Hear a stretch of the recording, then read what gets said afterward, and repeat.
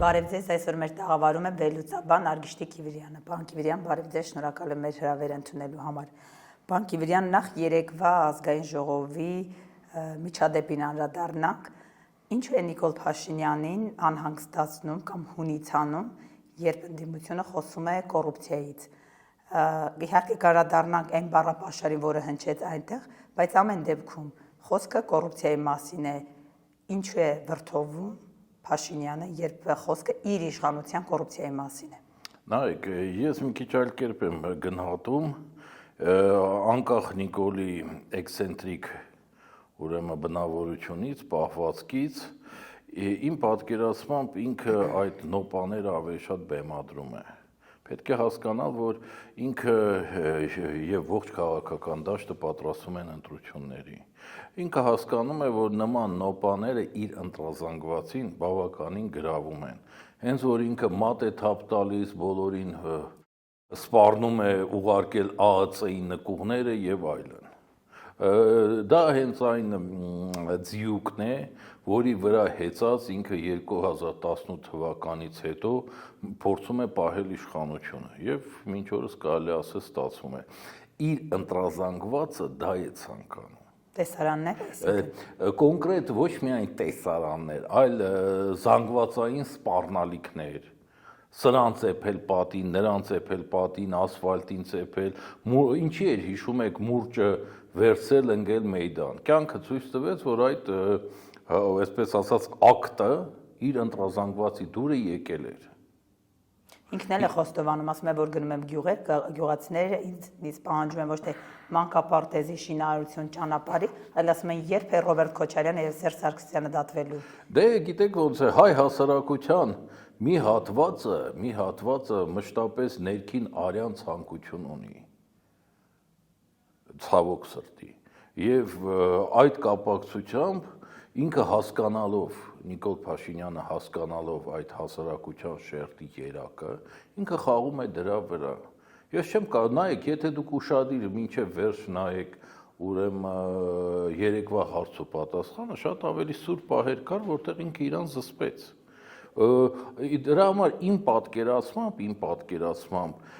դա արհեստական գործողություն էր, որը առաջի մասով հետապնդում էր ուրեմն ընտրությունների, քանի որ կարելի ասել շեմին են կանգնած, հերթական ընտրությունների շեմին են կանգնած, փորձեն մոբիլիզացնել նորից այդ իր ընտրազանգվածին, որը ներքին կյանքում արյուն է տենչում, եւ իհարկե կան նաեւ ներքին այլ խնդիրներ էլ, բայց իմ պատկերացմամբ ասում եմ, դա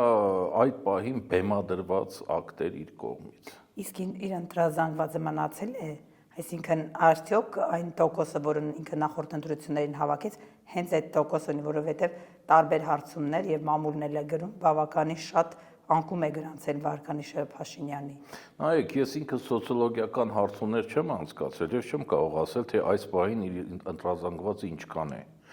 բայց ինչ որ X% ինքը դեռ շարունակում է ունենալ։ Դուք փողոցում եք շփվելով մարդկանց հետ, տարբեր տեղեր շփվելով մարդկանց հետ, այն տեսահոլովակները, որոնք նկարվում են ընդ որում նաև չեզոք ինչ-որ մարդկանց կողմից, X% կա։ Իհարկե իր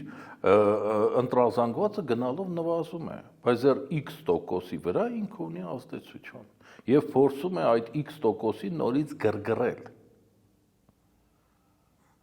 Դրանով է պայմանավորված։ Բայց իրենք վստահ են, որ 50+1 են կրկին հավաքելու։ Այդ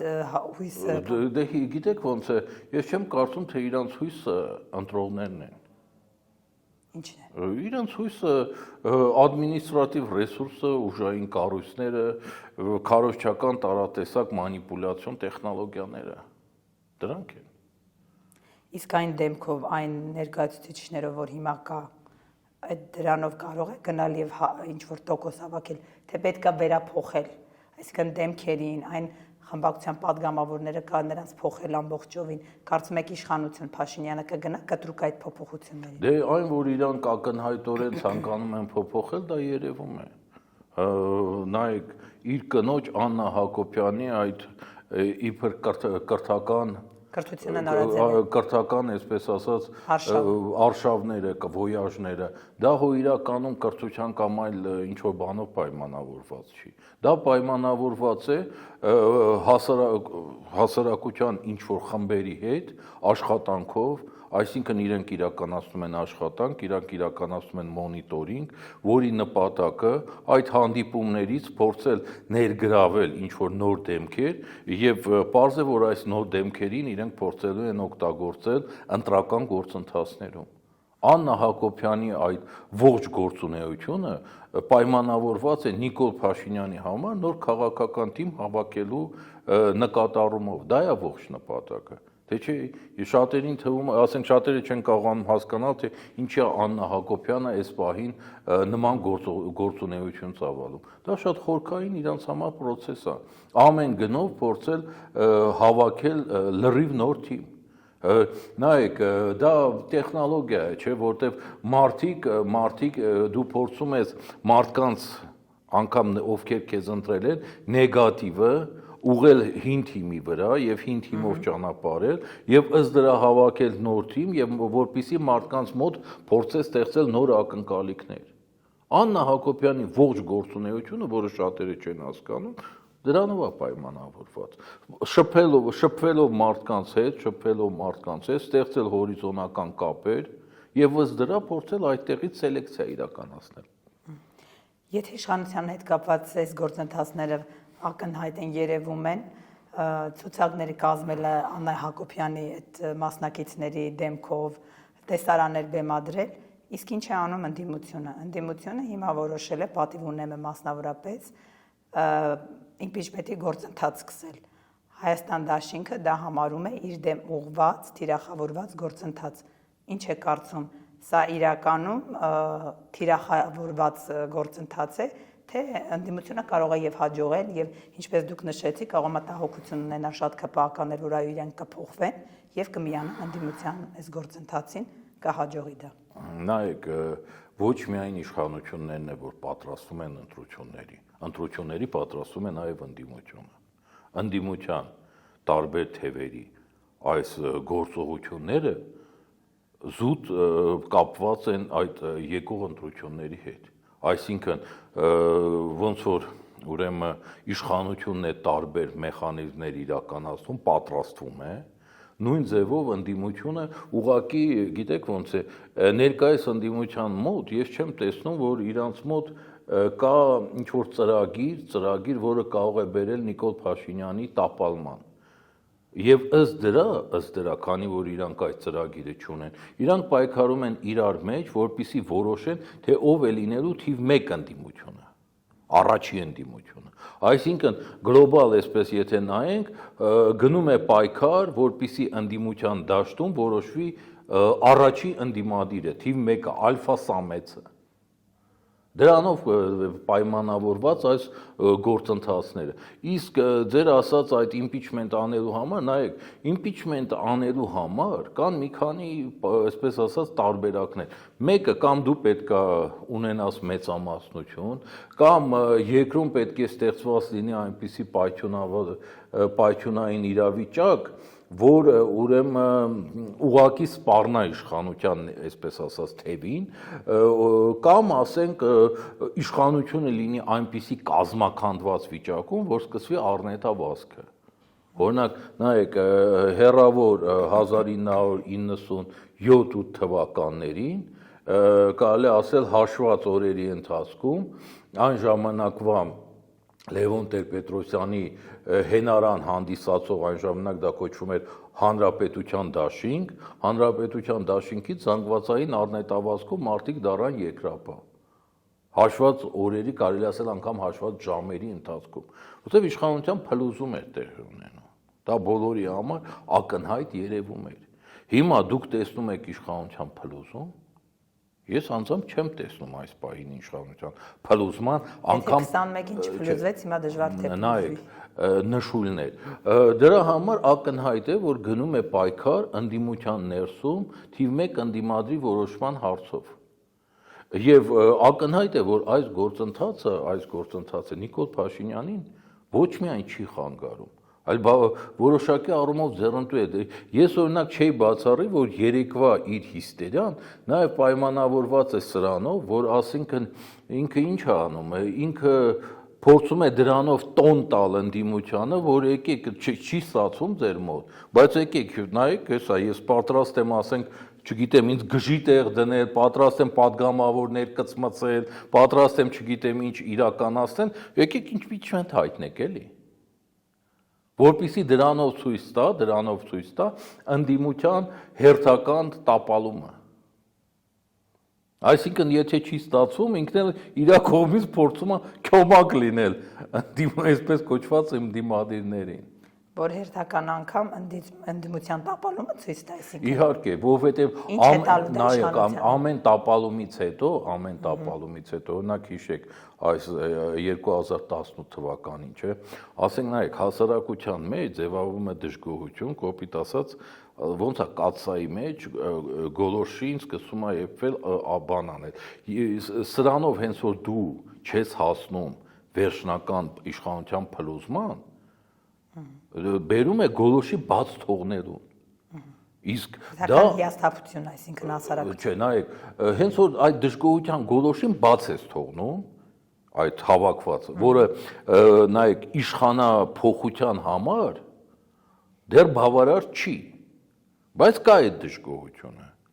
Դուք պատկերացրեք, դրանից հետո զերոյից պետքա դժգոհություն չավելանա, այդ գոլորշի նորից սկսի, ոնց է կաթսայի տակ ու էփելով նորից հասցնես այդ եռման կետին։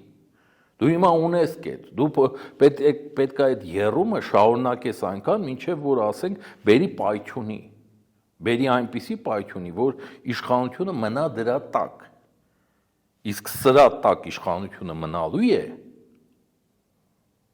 թե ընդհանրապես գնում է գոլորշի բաց թողնելու գործընթաց։ Դա նկատի ունենալով է Հայաստան խմբակցությունը ասում, որ դա Ռոբերտ Քոչարյանի դեմ գործընթաց է։ Դե չէ, նրանք ուղղակի հասկանում են, որ գնում է ընդդիմության մեջ թիվ 1-ի որոշման խնդիր։ Դրա համար իրանք չեն պայքարում են, որ չլինեն երկրորդը, մնա այս պահին իրանք են, չէ, թիվ 1-ը ընդդիմության մեջ, այսպես կոչված ընդդիմության մեջ։ Հիմա հասկանում են, որ հետևից եկողը փորձում է իրանց իջացնի, ինքը դառնա թիվ 1-ը։ Իրանք փորձում են իրանց դիրքերը դեռ պահել։ Երբ որ ասում եք թիվ 1-ի խնդիր է դրված, հիմա հետաքրքիր, օրինակ, երբ որ ընդդիմությունը իր լիդերների դեմքով մասնակցի Ռոբերտ Քոչարյանի եւ Սերժ Սարգսյանի, թիվ 1-ի խնդիրը ինչպես կլուծվի։ Նայեք, թիվ 1-ի խնդիրը, թիվ 1-ի Ուզում եմ ասեմ, նրանցից ով ունի հանրային ավելի մեծ վստահություն եւ այդ ընդդիմադիր առաջնորդի ջահիլ ձեռքը կպահի։ Ну, գիտեք ոնց է, այս պահի դրությամբ Սերժ Սարգսյանը ինձ թվում է հասկանում է, որ ինքը իր հանրային աջակցությունը կարելի ասել, ուրեմն եթե 0-ի հավասար չի, ապա 0-ի մոտ է։ Ասենք, վերցնենք 2021 թվականի ընտրությունները։ 2021 թվականի ընտրություններին Ռոբերտ Քոչարյանը կարելի ասել հանդես էր գալիս իր դեմքով։ Եվ իրանք X% հավաքեցին, ճիշտ է։ Հենց այդ նույն պարագայում Սերժ Սարգսյանը, որը չհանդգնեց հանդես գալ իր դեմքով, եւ ինքը թաքնվել էր, կարելի ասել, Արթուր Վանեցյանի հետևում, իրանք ազգային ժողով անցան օրենքի ուժով։ Եթե այդ օրենքը այդպիսի չլներ, իրանք անգամ ազգային ժողովում չէին լինի։ Եվ այս պահի դրությամբ, այս կապակցությամբ ես չեմ կարծում, թե շատ բան է փոխվել։ Հենց ինչի է Սերժ Սարգսյանը անգամ վերջերս ոտի վրա հենց որ այսպես լրագրողների հարցին էր պատասխանում, ինքը ասեց, որ ինքը չի առաջադրվելու, չէ։ Ես չեմ կարծում, թե ինքը չգիտի, թե ինչքան է իր ռեյտինգը։ Եթե չի առաջադրվում, ինչու է ուրեմն ըստ նաև Քոչարյանի թիմակիցների խանգարում առաջի տեղում գտնվող ընդդիմադիրներին եւ մասնավորապես Քոչարյանին, որն է նպատակը, ինչ մտահոգություն կա։ Իր նպատակը ակնհայտ է։ առավելագույնը փչացնել քաղաքական ոչ դաշտը, խոսքը գնում է հակաիշխանական դաշտի մասին, բոլորին փորձել այդ դաշտից հանել, որ մնա միայն ինքը եւ այդ պարագայում, այսպես ասած, հենց որ մենակ ինքն է, սպասի կարող է այսպես, գիտեք, ասենց բան կա, չէ, որ երկար նստում ես գետի ափին, գետը վերջում կարող է քո հակառակորդի դիակը դեմով տանի, հալի, այսպես ասած, հոսանքը։ Հիմա եթե դաշտում ոչ մեկ չլինի միայն մնա ինքը, ապա այդ պարագայում իր հաշվարկով կարող է իր մոտ մի բան ստացվի։ Պրիմիտիվ, բայց ինչ որ առումով, այսպես ասած, որոշակի առումով գործող մեխանիզմ է։ Դրա համար է նայեք, ինքը ընկած փորձում է դաշտում բոլորին իր թիմի միջոցով, այսպես ունի, չէ, ասենք կվադրոբերների մի հատ թիմ։ Երիտասարդ, անուղեղ, սակայն ասենք այսպես իր գրպանին նայող։ Հիմա այդ կվադրոբերների միջոցով ինքը փորձում է բոլորին դաշտից հանել, անխտիր։ Անգամ օրինակ նայեք, իրենց հարձակումը Միքայել Աջապահյանի վրա։ Բոլորի համար պարզ է, չէ, որ Սրբազանը չի հավակնում դառնալ վարչապետ։ Սրբազանին դա ընդհանրապես պետք չի։ Բայց ինքը նախորոք անգամ այդ կարգի մարդկանց ինքը փորձում է ամեն ձևով իր կվադրոբերների միջոցով վարկաբեկել եւ դաշտից հանել, որ ամայի դաշտում մնա ինքը իր կողմնակիցները եւ սպասեն տեսնեն հոսանքը եւ Նիկոլ Փաշինյանին ուղղահայաց կտանի։ Գիտեք ինչն է ամենաշատը հանրապետականին անհանգստացնում եւ ամենաշատը նյարդայնացնում, երբ որ մարդիկ, որոնք քննադատում են հանրապետականին, ասում են, որ Նիկոլ Փաշինյանին իրենք են բերել։ Այդ քննադատությունը վերջերս նաև դրան անդրադարձավ Սերժ Սարգսյանը ուսանողների հետ հանդիպման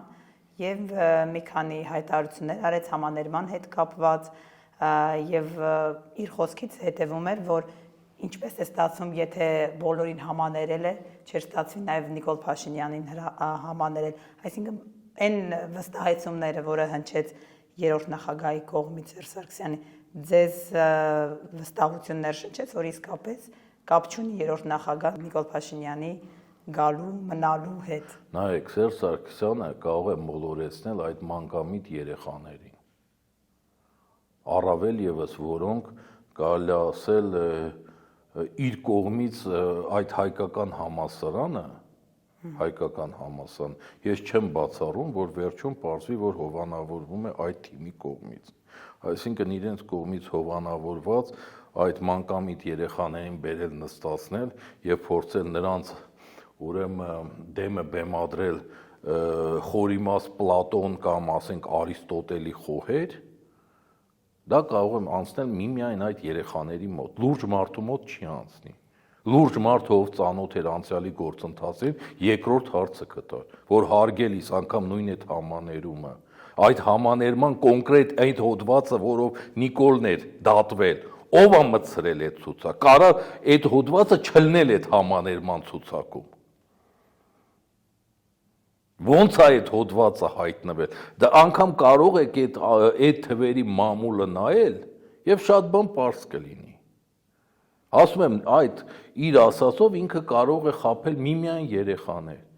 Այդ երեխաների մոտ հենց որ ինքը ասում է, որ 2018 թվականին ուրեմն Արցախյան բանակցությունների փաթեթը հոյակապ իրավիճակում էր,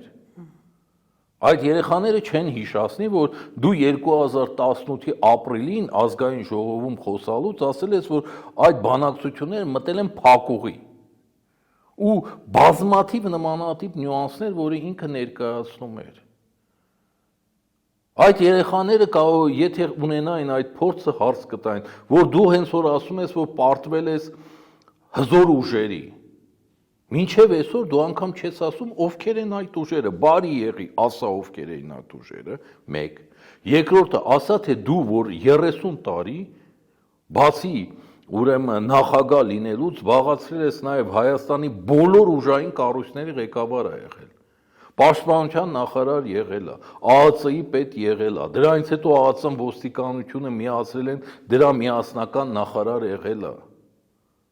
բոլոր հնարավոր եւ անհնար պաշտոնները ուժային կառույցներում վարչապետ եղել է մինչեւ նախագահ լինելը դու զբաղացրել ես բա եթե կային ինչ որ հզոր դրսի ուժեր որոնք ներթափանցում են երկիր դու ինչ քայլեր ես ձեռնարկել այդ այսպես կոչված հզոր ուժերի մուտքը երկիր կանխելու համար որպես ասենք ԱԱՑ-ի պետ որպես ԱԱՑ-ի ոստիկանության պետ, որպես վարչապետ, որպես նախագահ, 10 տարի դու եղել ես նախագահ, ինչ քայլեր ես ձեռնարկել։ Հետո, հենց որ դու տեսնում ես, որ իբր ճակերտավոր հզոր ուժերը փորձում են գրավել քո երկիրը։ Ուրեմն ցանկացած տրամաբանող մարդ, առավել եւս որ այսպես ասած բարձրագույն պաշտոններ զբաղեցնող եւ Արցախի հետ կապված բանակցող հասկանում է, դա ինչ նպատակով կարող է լինել։ Ուրեմն դու պարտավոր էիդ ամեն գնով դա կանխել, որպեսզի այսօր կարողանայդ գնալ Արցախ քո ծնողների գերեզմանին, այսպես ասած, ծաղիկներ դնել։ Կարելի է հարյուրավոր հարցեր դնել Սերժ Սարգսյանի դեմը։ Կամ ասենք, հենց որ Նիկոլ Փաշինյանը դեռ վարչապետ չէր ընտրվել։ Հանեք այդ ժամանակվա մամուլը անգամ, ով չի հիշում 2018 թվականը որ ինչ էր պետությունը իրեն թիկնազոր հատկացնում, հատուկ պաշտպանության միջոցներ հատկացնում, ով է ֆինանսապես աճացրել, իր ընտանիքն է չէ ընդունել, որ աճացրել է։ Ես ասում եմ այն փաստերը, որոնք հանրահայտ են։ Ես ենթադրությունները չեմ ասում։ Օրինակա վերլուծություն։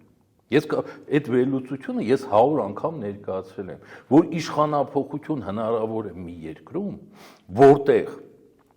ուժային կառույցները իրավապահ, այսպես բլոկը եւ տեղեկատվական բլոկը փլուզվում է։ Տեղեկատվական բլոկը 99.9%-ով եղել է իշխանության եւ իր ընտանիքի ներկայացուցիչների ձեռը։ Դուք փլուզում եք տեսել 18-ին, չէ։ Իրավապահ բլոկում ոստիկանություն, ԱԱՑ դուք փլուզում եք տեսել, չէ։ Ոչ մի երկրում, ցանկացած երկրում, ասենք, այդ մեխանիզմները միանման են։ Եթե այդ փլուզումը չկա,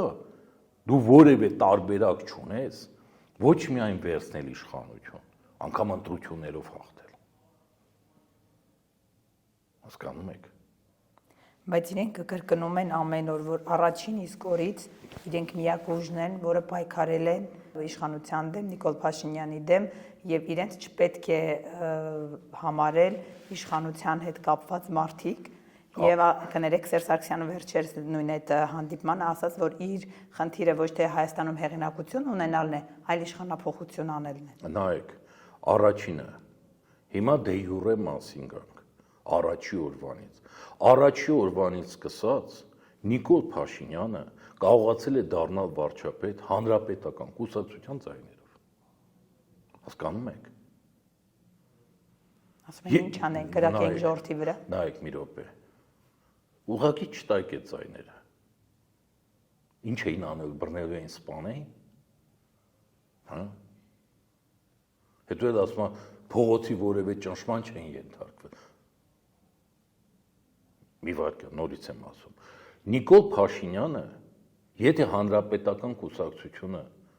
իրան չտար ձայները, կտեսներ իր ծոծրակը, բայց երբեք չէր տեսնի վարչապետի աթոռը։ Ինչ էր անելու։ Այն ասում է գնալու էր բան կառավարությունում մի տեղից են մի հատ թագ գտներ Արշակունիների կամ Բագրատունիների թագը դներ գլխին իրան վարչապետ հռչակեր։ Աշխարհում ինչ որ մեկը իրան բարև կտար, ինքը կլներ լավագույն դեպքում շատ կարճ մի քանի օր սամազվանից, բայց անգամ ինքը դրան չէր գնա, ուրիշ չէր անի։ Ինքը վարչապետ դարելը, այսինքն հանրապետական կուսակցությունը իրան դե յուրե ապահովել է վարչապետությունը։ Սրանից ավելի մեծ ապացույց ո՞րն եք ուզում։ Հետո երկրորդը, հիշում եք, հենց որ ինքը ցրում էր ազգային ժողովը, հանրապետական կուսակցությանը մնում էր ընդամենը իրանց թիմից մեկին առաջադրել վարչապետ։ Ինչ էր անելու Նիկոլ Փաշինյանը։ Շաքարակ լորիկի փոխարեն մատներ ծծելու։ Տուպիկ էր իր համար լինելու, հասկանում եք։ Կարեն Կարապետյանին են առաջարկել, որը վերջին Չէ, պահին ես խոսքը հրաժարվել է։ գնում է, հիշում եք, որ ինքը վարչապետ դառավ, հետո կոալիցիայից կարելի ասել բան, այդ ժամանակվա մասին է խոսքը գնում։ Հասկանում եք։ Հանրապետ, ես այդ ժամանակ դաժե հարցազրույցներ եմ տվել, գրառումներ եմ արել սոցիալական ցանցում։ Ասել եմ, ի՞նչ է ձեզ սպառնում։ Մաքսիմում կարող է մի երկու հատ լակոտ, մի հատ թաթալոշ տամ։ Ձեզ իրանց արած գործունեության պարագայում իրանց հասնում էլ էր հանրապետականին։ Դաստիարակչական թաթալոշ կլներ։ Բայց Նիկոլ Փաշինյանը չէր կարող վերցնել իշխանությունը։ Անում եք։ Ու այս դրա համար եմ ասում, Սերժ Սարգսյանը կարող է մոլորեցնել ինչ-որ երեխաների, որոնք լուրջ քաղաքական պատրաստվածություն եւ գիտելիքներ չունեն, այդ պաշարը չունեն։ Իսկ որ այն վերջի միտքը, որ ասեցիք Սերժ Սարգսյանը ինչա հայտարարում է, որ ասում է, որ իր կռիվը ոչ թե հեղինակություն ունենալն է Հայաստանում, այլ իշխանափոխությունը։ Դե գիտեք, այդքան ինքը պատկերացնում է, որ հայ հասարակության մեջ ինքը երբևիցե էլ հեղինակություն չի ունենալու։ Այնպես չի, որ ինքը նախկինում ունեցել է հեղինակություն, հասկանում եք, հետո ինքը հեղինակությունը գնալ, այսպես ասած, զրկվել է հեղինակությունից, հիմա էլ դրա համար կռիվ չի անում։ Սերժ Սարգսյանը երբեք հայ հասարակության շրջանում հեղինակություն չի ունեցել։ Հեղինակություն չի ունեցել նաև իր նախագահության շրջանում եւ այդքանը հասկանում է, որ հայ հասարակության շրջանում ինքը 2018 թվականից հետո երբևիցե հեղինակություն չի կարող ունենալ։ Նայեք, երկու տարբերակն էլ, որ ինքը իշխանությունը կորցել է, իրականության մեջ կատարյալ առումով իրեն հեղինակազրկում են։ Մի տարբերակը այն մեղադրանքն է, որը իրանք են բերել իշխանության, պատկերացրեք այդ մոդելն է։ Ինքը կարա դրա այդ պարագայում ունենալ հեղինակություն։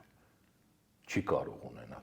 Բացառենք, որ ասենք, պատկերացնենք, որ իրենք չեն բերել իշխանության։ Դա ինչ է նշանակում։ Դա նշանակում է, որ մի հատ Նիկոլ Փաշինյան, մի քանի քայլողներով, մի հատ կաղ չալոշնով եկել է ու քեզնից կարողացել է վերցնել իշխանությունը, հենց որ քո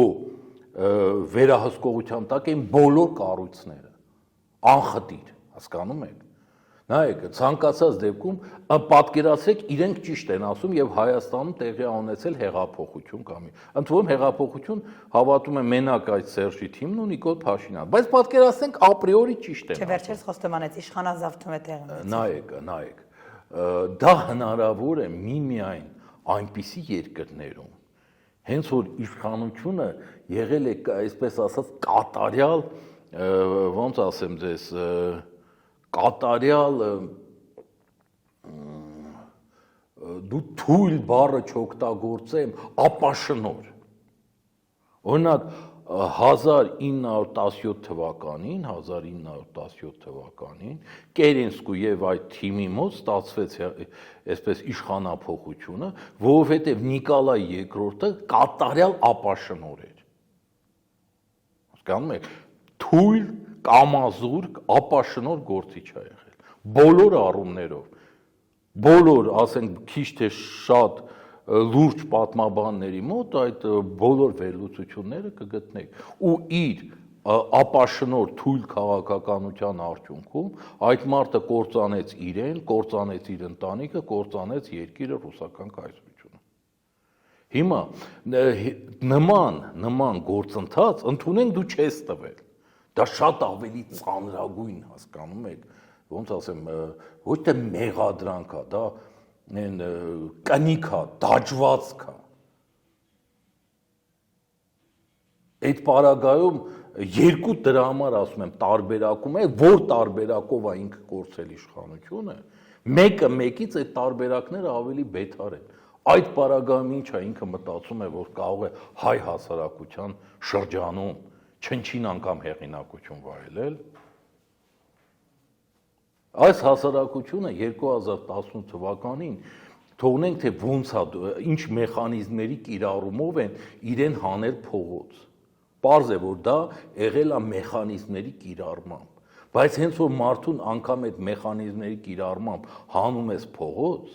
դրանից հետո իր մեջ բազմաթիվ նստվածներ են տալիս։ Այս հասարակությունը այդ պարագայում որևէ տարբերակի դեպքում ինքը Սերժ Սարգսյան չի ընդունելու։ Այդքանը հասկանում է։ Այսինքն, պարոն Կիվրյան, դուք ընդունում եք, որ այն մեծ բազմությունը մարդիկ, որ դուրս եկան հրապարակ այդ օրերին, հնարավոր էր այդ մարդկանց տուն ուղարկել եւ իշխանափոխություն չիրականացնել։ Նայեք, այդ մարդկանց հանել էին փողոց տարբեր ուրեմն քարոզչական տեխնոլոգիաներով։ Քարոզչական տեխնոլոգիաներ 1 եւ ստվերային մեխանիզմներ 2։ Օրինակ դուք կարող եք այդ խմբերում գտնել բազմաթիվ մարդկանց, ովքեր նույն Սերժ Սարգսյանի հետ եւ իշխանության բուրգի հետ առնչություն ունեին։ Եվ այդ մարդիկ կանց հանում էին փողոց, այսինքն այդ մեխանիզմներով է հավաքվել այդ բազմությունը։ Հիմա այդ մեխանիզմները չկան, դրա համար այդքան բազմություն չի հավաքվում։ X% միշտ գնում է, չէ՞։ Բայց այդ բազմությունը չկա, որտեղ այդ մեխանիզմները չկան։ Հիմա երկրորդ փուլում հնարավոր էր ճանապարհել, թե չէ, եթե Կարեն Կարապետյանի փոխարեն, որը